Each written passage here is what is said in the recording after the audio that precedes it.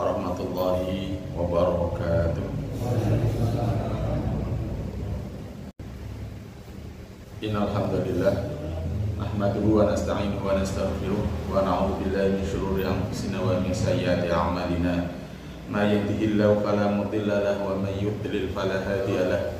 Asyhadu an la ilaha illallah wahdahu la syarika lahu wa asyhadu anna Muhammadan 'abduhu wa rasuluhu la nabiyya wa la rasula ba'dahu. Allahumma salli wa sallim ala habibina wa syafi'ina wa qurrati a'yunina wa maulana Muhammadin sallallahu alaihi wasallam wa ala alihi wa ashabihi ajma'in, amma ba'd. Bapak-bapak, ibu-ibu, kaum muslimin dan muslimat rahimani wa rahimakumullah. Pada pertemuan malam kali ini kita melanjutkan kajian fikih kita terkait dengan sujud sahwi. Yang sudah kita sampaikan terkait dengan definisi sujud sahwi, kemudian dalil-dalil pensyariatan sujud sahwi. Hari kita sudah masuk ke dalil yang kelima. Nah, sekarang masuk pensyariatan sujud sahwi ke dalil yang keenam. Shalla bina Rasulullah sallallahu alaihi wasallam. Rasulullah sallallahu alaihi wasallam pernah sholat bersama kami khamsan, 5 rakaat. Fakulna, kami pun bertanya, ya Rasulullah, wahai Rasulullah, azida fis shalah, apakah engkau menambah dalam sholat?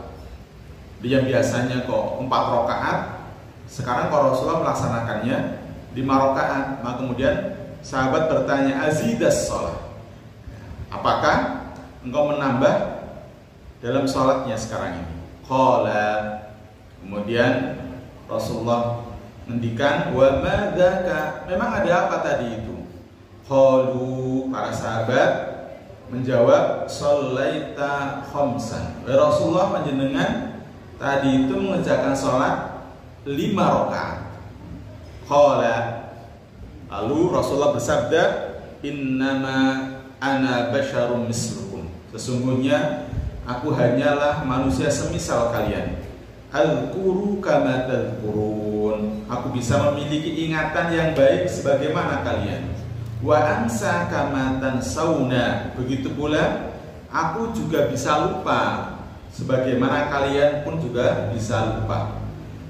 Setelah itu summa sajada sajdatayis sahwi, kemudian setelah itu Rasulullah melakukan 2 kali sujud sahwi.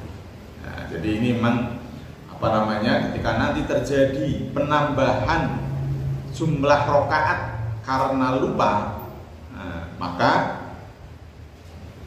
silakan di akhir, ya, sebelum salam bisa melaksanakan sujud sahwi 2 kali sujud.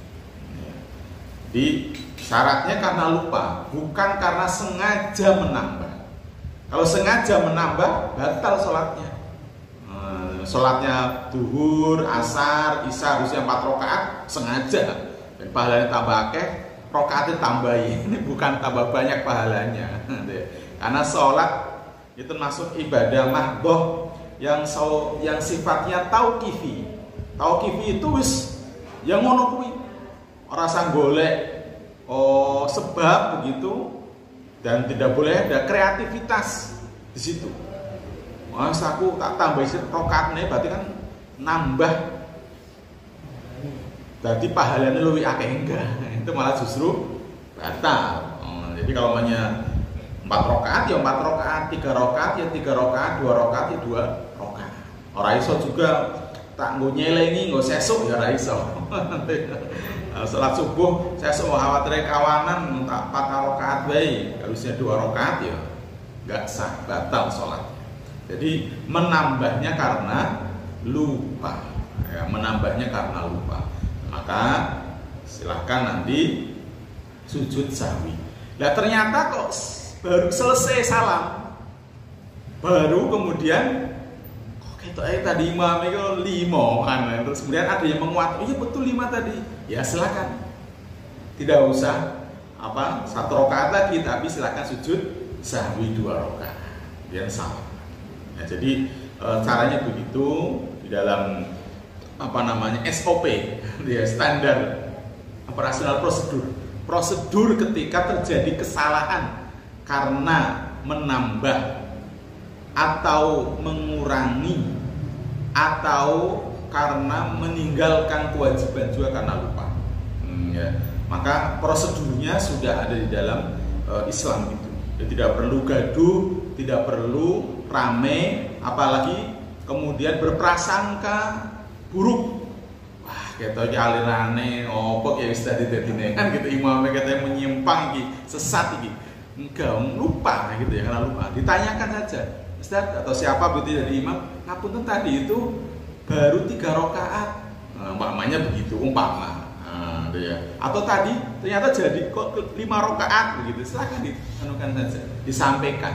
Nah, kalau masih dalam sholat kan tinggal panjenengan yang laki-laki mengucapkan subhanallah, yang perempuan nepuk tangan, ya nepuk punggung tangan. Nah, itu cara mengingatkannya. Nah, tetapi kalau bacaan, bacaan itu nanti ya, maka bisa langsung dengan bacaan. Contoh umpamanya ke imamnya Allahu Akbar, kudune maca Al-Fatihah kan rukun Al-Fatihah itu. Kalau nggak membaca Al-Fatihah kan tidak sah sholat. Kalau langsung maca surat, ya, surat namanya kok Qul huwallahu ahad, Allahu somad, namanya kan begitu. Maka panjenengan ketika mengucap subhanallah, imamnya mungkin dikiranya maca Qur'ane salah. Ganti surat, umpamanya kok idza jaa nasrullah. Subhanallah lagi, ganti mana surat ini orang rampung-rampung, maka bisa langsung Al-Fatihah diingatkan, Alhamdulillahirabbil alamin. Maka nanti insya Allah imamnya jadi ingat, oh berarti saya itu tadi salahnya belum membaca surat Al-Fatihah. Itu begitu. Karena kalau diingatkan Subhanallah kan ya tadi ganti surat neng gitu, padahal belum dilakukan itu surat Al-Fatihah. Nanti prosedurnya itu seperti itu. Ini nanti kita akan sampaikan, gitu ya. Sujud sahwi ulama sepakat seluruh mazhab 4, ya, bahwa yang meninggalkan, pertama meninggalkan, atau berarti kan kurang, kemudian kelebihan, ya, salah satu kewajiban sholat dengan sengaja, maka sholatnya menjadi batal. Mengurangi, meninggalkan, menambah, begitu kelebihan dengan sengaja, maka jadi tidak sah sholatnya, batal sengaja. Nah, tetapi jika kurangnya, meninggalkannya, kelebihannya atau ragu-ragunya karena lupa, maka menggantikannya dengan sujud sahwi. Ini sepakat. Nah, jadi kalau sengaja tadi cetok batal, nambah-nambah yuk, 4 jadi 5 atau 4 jadi 3 itu sengaja, itu jelas batal. Ya. Kemudian kalau lupa, maka prosedurnya adalah dengan cara sujud sahwi. Bisa dipahami nggih? Jadi sudah ada prosedur yang kita pahami. Nah, tidak perlu jadi suudzon kalau umpamanya terjadi, gitu ya. Karena itu Rasul aja pernah lupa, apalagi kita manusia biasa, mungkin habis ruwet pikiran dan lain sebagainya, ya wajar-wajar saja. Namanya manusia. Ya sesekali kan mesti. Kita mungkin sekali 2 kali dalam hidup sholat begitu dia jadi lupa. Itu sesuatu yang wajar. Maka bisa diingatkan dengan prosedur yang benar. Dan tidak perlu jadi kasak kusuk keramaian yang menimbulkan malah jadi suudzon. Karena suudzon bahasa muslim itu tidak diperbolehkan. Nah, sekarang sujud sahwi karena kelebihan. Ya. Jika seseorang lupa sehingga menambah 1 rakaat atau lebih, lalu ia mengingatnya di tengah-tengah tambahan rakaat tadi, maka hendaklah ia langsung duduk. Jadi kalau umpamanya sudah 4 naik ke 5, kemudian ketika naik di rakaat 5 itu dia ingat, nanti ya, maka tidak perlu diteruskan sholatnya itu sampai kemudian ruku itu tidak, tapi silakan langsung duduk tahiyat akhir. Tuh. Nah kemudian nanti ya bisa sebelum atau sudah salam melaksanakan sujud sahwi. Ya, jadi kalau kasusnya tadi menambah rokaat dan di rokaat yang ditambah tadi apakah kelima, mamanya kalau sholat duhur, asar dan isya mamanya, atau mamanya maghrib itu berarti rokaat keempat mamanya gitu ya, itu menambah. Nah, kemudian ingat, gitu ya. Tadinya nggak ada yang subhanallah mamanya kalau jadi imam atau sholat sendiri kan nggak ada yang mengingatkan. Kemudian ingat pasti saya nambah ini 1 rakaat, maka silahkan langsung duduk tasyahud akhir. Nah kemudian nanti ya prosedurnya sebelum atau setelah salam boleh melaksanakan sujud sahwi 2 rakaat ya, untuk menyempurnakan tadi kesalahan. Nah, ya. Kemudian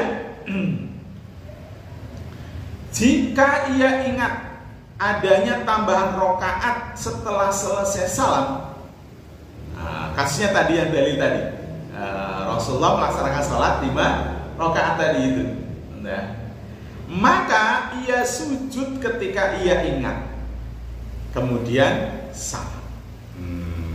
Nah kalau masih jamaah begitu ya silakan bareng-bareng dengan makmumnya. Lah tapi kalau misalnya sholat sendirian ingatnya wis nanti mamane selungar nanti kok ingat. Nah silakan ingat itu kemudian sujud 2 rakaat kemudian salam. Nah, sujud 2 rakaat namanya sujud sahwi. Ya, jadi kalau setelah salam kemudian sudah ngopo tadi itu ya, kemudian kok baru ingat silakan sujud saja 2 rakaat. Nah tentunya dalam kondisi berwudu atau dalam kondisi suci. Gitu ya. Kalau perempuan, walaupun laki-laki tetap dalam kondisi menutup aurat. Nah, ingatnya kok sudah melepas muknahnya, jilbabnya dan seterusnya begitu, pakai lagi. Kemudian silakan sujud 2 rakaat. 2 rakaat sujud 2 kali. Gitu ya. Itu begitu. Ini prosedurnya begitu. Bisa dipahami nggih, Bapak, Ibu nggih? Itu. Nah, dalilnya ini tadi itu. Nah, itu ya. Dalilnya bahwa Rasulullah sallallahu alaihi wasallam salat zuhra khamsan. Ya, bahwa Rasulullah SAW itu pernah melaksanakan sholat zuhur khamsan, ya, 5 rakaat. Faqila lahu, ya. Lalu ada yang menanyakan kepada beliau, azida fis sholat, kemudian apakah kamu menambah dalam sholat ya Rasulullah? Faqala, maka Rasulullah menjawab, wa madzaka, memangnya apa yang terjadi tadi? Memangnya kenapa? Itu. Qala, para sahabat atau sahabat yang bertanya tadi menyampaikan sholaita khamsan. Ya Rasulullah, panjenengan tadi sholatnya 5 rakaat.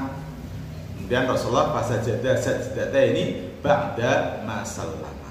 Kemudian setelah itu Nabi sallallahu alaihi wasallam sujud 2 kali, setelah itu ya salam. Jadi ini prosedurnya ketika setelah salam baru ingat.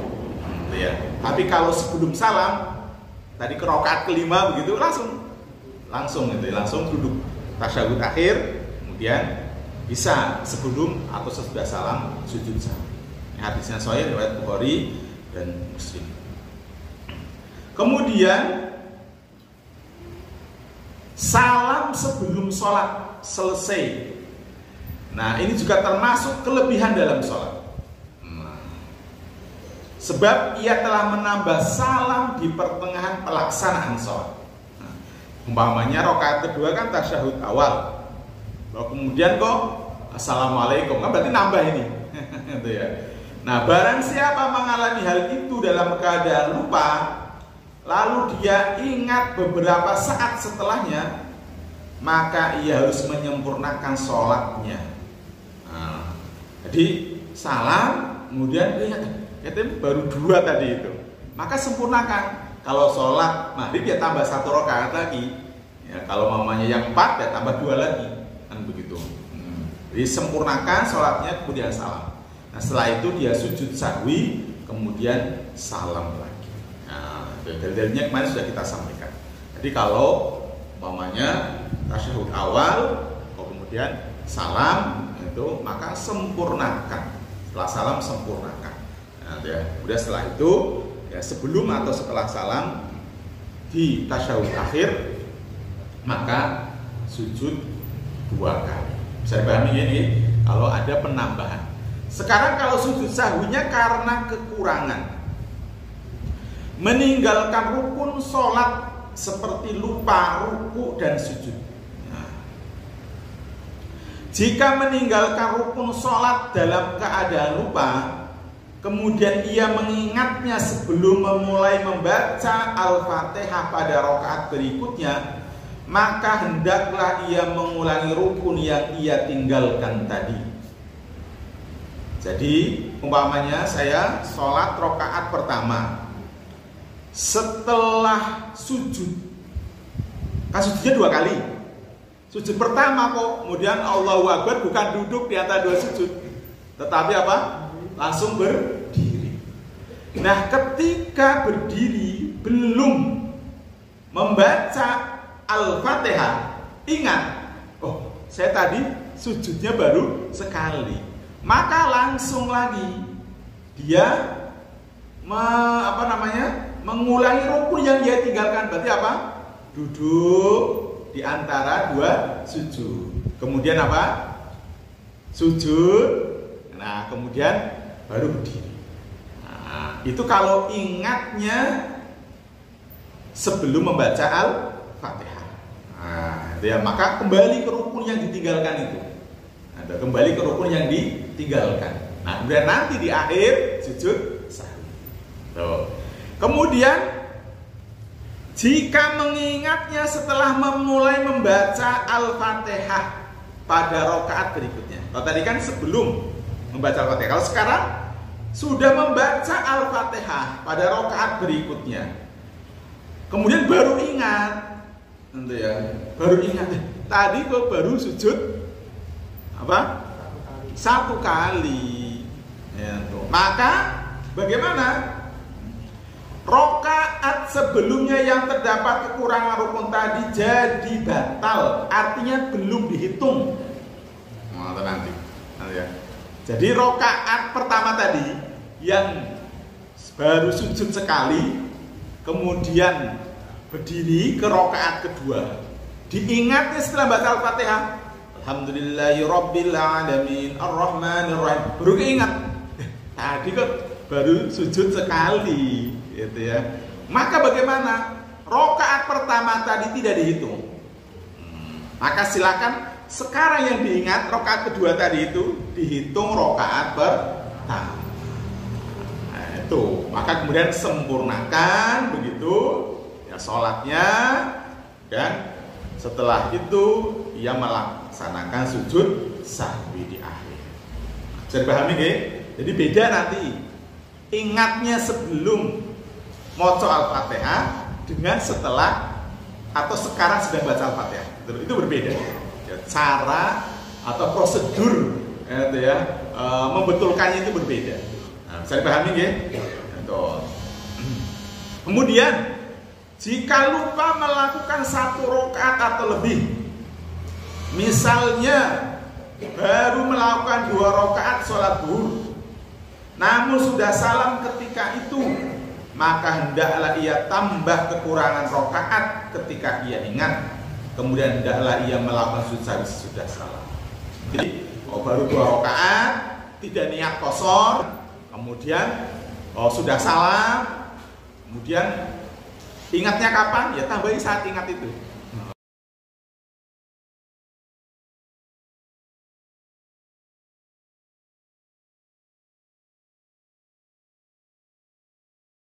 Sudah sempurna berdirinya, maka silakan ikuti imamnya. Tidak perlu subhanallah, apalagi ibu tepuk tangan terus itu ya, itu nggak boleh. Ini prosedur ya di dalam ketika terjadi kelupaan. Nah, di dalam meninggalkan yang wajib, Jadi kita harus bedakan antara wajib dan antara rukun. Makanya kan dulu sudah kita sampaikan ya, syarat wajib, ya rukun itu sudah pernah kita sampaikan, termasuk sunnah-sunnahnya. Nah, sunnah sih gak ada masalah, kalau sunnah ditinggalkan itu tidak perlu mengganti dengan sujud sahwi, wong namanya sunnah. Ya cuman kita rugi, itu tau ruginya orang itu pahala sunnah kan gitu.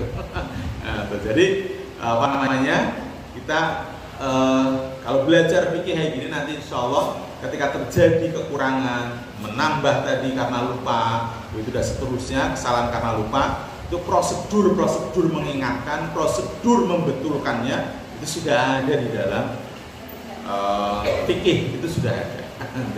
Jadi tidak perlu rame atau gaduh. Nah, keadaan tentang wajib sholat ini diterangkan dalam hadis Al-Mughirah bin Syu'bah.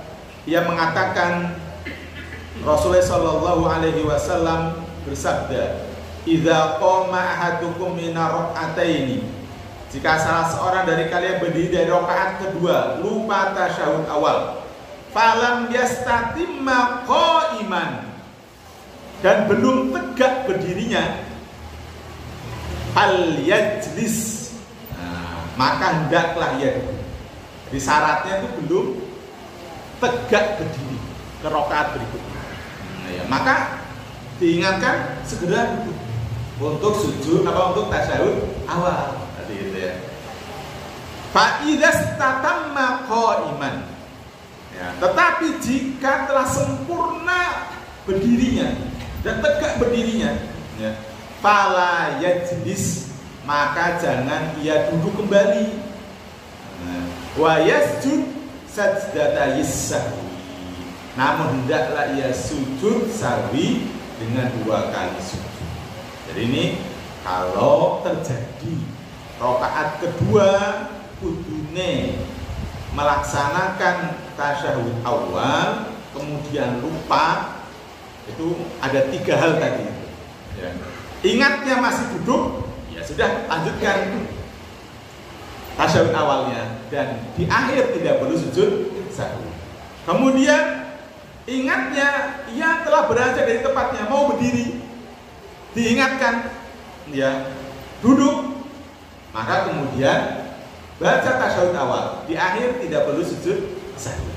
Tetapi kalau sudah berdiri tegak sempurna di rakaat ketiganya, maka dia tidak boleh duduk, lanjutkan sholatnya nanti di akhir sujud sahwi 2 kali. Bisa dipahami? Oke. Kemudian an Abdullah ibni Buhaina, dari Abdullah bin Buhaina radhiyallahu anhu, anna Nabi sallallahu alaihi wasallam bihimud dhuhra, bahwa Rasulullah salat zuhur ya bersama mereka. Faqama fi rak'atainil ulayaini lam yajlis. Beliau di salat zuhur di rakaat kedua langsung berdiri setelah 2 rakaat pertama dan tidak duduk. Jadi di rakaat kedua bukan tasyahud awal tetapi apa? Langsung berdiri. Faqaman nasu ma'ahu. Nah, kemudian para jamaah pun tetap mengikuti beliau. Nanti ya, berarti berdiri. Idza qada salatahu, dan ketika beliau selesai menyempurnakan salat, wantadharon nasu taslimahu.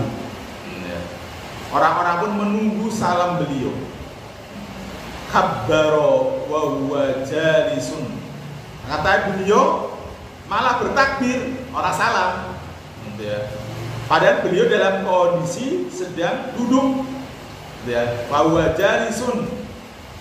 Padahal beliau sedang dalam kondisi duduk di tasyahud akhir.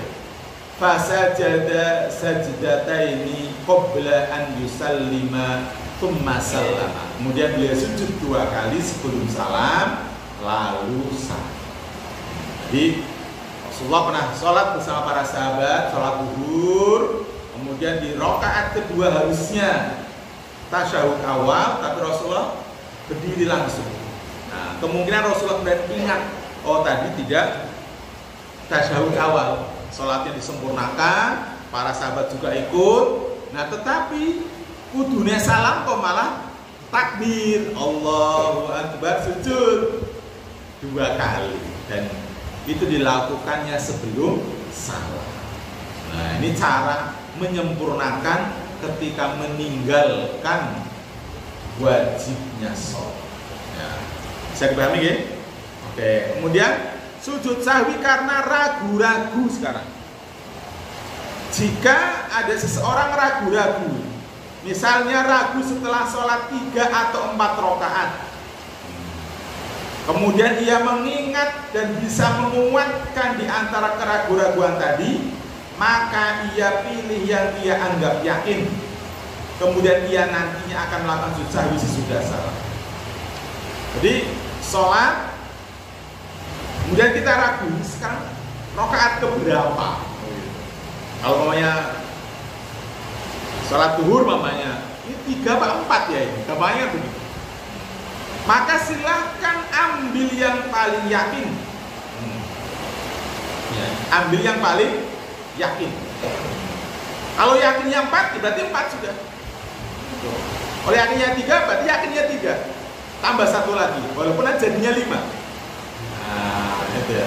Maka nanti di akhir dia sujud sahwi. Kemudian yang kedua, jika ragu-ragunya, nanti ya, bingung kok kayak setelah apa-apa, jadi tidak yakin. 3 pun ya tidak yakin, 4 pun ya tidak yakin. Gitu loh. Diingat-ingat ya seorang yakin-yakin, betul lu apa tadi. Maka dia mengambil yang paling sedikit. Jadi ragu-ragunya ada 2 ini ya. Kalau yang pertama kan yakin langsung, oh sempat kok, oh kan gitu. Oh, kan itu langsung yakin itu sudah. Oh baru 3 kan langsung yakin kalau itu langsung. Kalau sekarang ini ragu-ragu, 3 ya orang yakin, 4 ya orang yakin. Maka dia mengambil yang paling sedikit. Maka ngambil yang 3. Kemudian ia berarti nambah lagi. Walaupun janjani nanti kalau dihitung itu jadinya 5 umpamanya, nggak apa-apa. Karena dia tadi nggak yakin dua-duanya masalahnya, maka ngambil yang paling sedikit, 3 ya tadi umpamanya. Ya, maka setelah itu dia sempurnakan, maka kemudian dia sujud sahwi.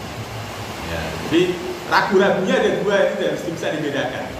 Yakin dan yang kedua itu ragu semuanya, tidak ada yang yakin. Nah, ini maka silakan nanti di akhir sujud sahwi. Kemudian dalilnya adalah idza saha ahadukum fi sholati, jika salah seorang dari kalian merasa ragu dalam sholatnya, falam yudri wahidatan shalla au thintaini, dia ragu, tidak tahu bahwa ini sudah 1 rakaat atau 2 rakaat atau tadi 3 rakaat atau 4 rakaat begitu ya. Fal yabni ala wahidah, maka hendaklah ia hitung 1 rakaat. Jadi kalau mayas ini sudah 1 atau 2, maka yang paling sedikit 1. Kalau ini sudah 3 atau 4, maka 3. Sudah 2 apa 3 berarti 2 gitu ya. Jadi yang paling sedikit itu yang diyakin. Au salasan fal yabni ala sintain. Jadi 2 apa 3, maka dia yakinkan yang 2. Fa in lam yadri salasan shalla au arba'an, dan jika tidak tahu 3 atau 4 rakaat yang telah ia kerjakan, maka adalah dia hitung 3 rakaat. Ya, kemudian setelah itu wal yasjud sajdataini qabla an yusallima. Kemudian dia sujud 2 kali sebelum salam. Ini hadisnya riwayat Tirmizi dan Ibnu Majah, dan Albani mengatakan bahwa hadis ini sahih sebagaimana dalam kitab As-Silsilah As-Shahihah. Ini kalau kita ragu-ragu tadi itu semuanya bingung 1 atau 2 apa 3 atau 4 dan seterusnya, maka ambil yang paling sedikit. Ya. Kemudian setelah itu sebelum salam lakukan sujud sahwi. Nah, ini tadi ini menguatkan keraguan ini ada 2 macam. Seseorang lebih cenderung kepada satu hal, baik kelebihan atau kurang, maka dia harus menurutkan, mengambil sikap kepada yang lebih dia yakini. Kemudian dia melakukan sujud sahwi setelah salam. Jadi kalau umpamanya kita yakin tadi 3 apa 4, yakinnya 3, yakinnya 4, ya udah yakin itu. Nah, kalau yakin tenang tadi, maka di akhir dia sujud sahwi. Tapi kalau umpamanya 3 atau 4, ya dua-duanya orang yakin, ragu semua. 2 apa 3 ya enggak yakin semua. 1 apa 2 tidak yakin semua. Maka ambil yang paling sedikit. Ya, udah sempurnakan sholatnya, kemudian Kemudian dia setelah itu sebelum salam dia sujud sahwi. Itu apa namanya, terkait dengan masalah keraguan. Dan yang perlu diperhatikan adalah seseorang tidak perlu memperhatikan keraguan dalam ibadah pada 3 keadaan. Jika hanya sekedar was-was yang tidak ada hakikatnya. Karena ini biasanya dari setan. Ada orang yang mohon maaf baru wudu, kadang gitu ya, itu ragu-ragu, batal apa orang, menurut apa orang ya, mamanya itu, ada orangnya betul ada, yang sampai dia wudu sebelum komat sholat, imam merampung sholat, masih udah balik. Nah kalau kayak gini itu adalah was-was dari syaitan. Maka dia yakin wudu sholat begitu aja sudah. Kalau kayak gini, karena itu memang dari setan. Nah, jadi was-was terus, yang ketakutan, keraguan yang tidak ada dasarnya kalau yang lain. Nah, beda kalau mau udah kentut, berbunyi, bau, itu kan udah jelas kalau itu. Tapi kalau ini kan ya ketoe. Nah, ketoe ini udah nggak usah dipercaya itu, karena itu dari setan. Nanti kalau itu dituruti ya tadi, itu ada kasusnya betul itu. Terjadi betul. Orang yang salah satu santri begitu ada. Terus gitu, tekoi lah, urus satu ngomong gitu ya. Saya basah semuanya itu karena bola-balik wudu gitu. Begitu masuk masjid, jadi was-was tadi itu, ragu-ragu, batal, balik mana terus sampai imam salam masih bola-balik sampai kebrok apa itu. Nah, setelah dibilangi, oh ini rasa was-was, sholat toh, begitu. Beberapa kali sudah selesai, tidak was-was lagi. Itu contoh begitu. Nah, jika seorang melakukan suatu ibadah selalu dilingkupi keraguan-raguan, maka pada saat ini keraguan tidak perlu ia perhatikan. Wis ora usah digagas keraguan-raguan ini. Karena itu terus biasanya tadi itu. Kemudian jika keraguan-raguan setelah selesai ibadah, maka tidak perlu diperhatikan selama itu bukan sesuatu yang lain. Sampungan salam, ketok mau telu apa? Ora usah digagas. Serampung itu. Kecuali kau yakin, mereka telu tak aku kan yakin kalau tadi itu, tapi kok ragu-ragu, nggak usah digagas itu, metu masjid, kita mau piye, sasuke meneh ngono terus itu nggak usah digagas, karena itu dari syaitan. Jadi dalam 3 hal ini, kalau ada keraguan-raguan sudah ditinggalkan saja, tidak usah dituruti, gitu ya, karena itu was-wasan dari syaitan. Gitu aja mungkin, nanti insya Allah pekan depan kita selesaikan sujud sahwi ini. Sekali lagi nanti selesai. Nanti kita ajukan sujud tilawah dan sujud syukur dan seterusnya. Insyaallah begitu, mudah-mudahan ada manfaatnya. Assalamualaikum warahmatullahi wabarakatuh. Waalaikumsalam.